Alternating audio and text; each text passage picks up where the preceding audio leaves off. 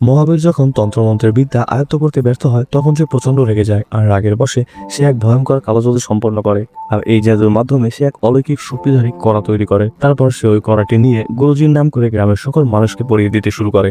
আর গ্রামবাসীরা বুঝতেই পারে না যে ওই কড়ার ভিতরে রয়েছে এক ভয়ঙ্কর জাদুর প্রভাব। কিন্তু একদিন হঠাৎ গুরুজির নজর পড়ে এক ব্যক্তির হাতে থাকা সেই কড়ার দিকে।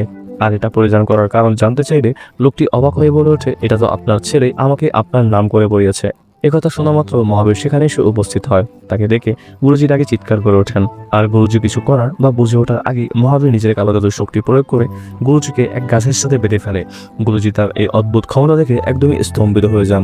তখন মহাবীর গুরুজিকে জানায় যে এই তন্ত্রমন্ত্রের জ্ঞান সে ওই নিষিদ্ধ বই পড়ে অর্জন করেছে। সে আরও বলে, যদি আমি বাকি 8টি গ্রন্থ পেয়ে যাই তাহলে আর কেউ আমাকে থামাতে পারবে না। একথা শুনে গ্রামের লোকেরা মহাবীরকে থামাতে এগিয়ে আসে, কিন্তু সে তার জাদুময় করার সাহায্যে গ্রামের সবাইকে নিজের অধীনে নিয়ে সবাইকে তার সামনে মাথা নত করতে বাধ্য করে। কিন্তু এর বেশ কিছুক্ষণ পর যখন পুরো গ্রাম তার নিয়ন্ত্রণে চলে যায়, ঠিক তখনই সেখানে এক রহস্যময় নারী এসে উপস্থিত হয়। আর সে মহাবীরের ভবিষ্যৎবাণী করে বুঝতে পারে যে এই ছেলে কোনো সাধারণ ছেলে নয়, আর একে এভাবে থামানো সম্ভব নয়।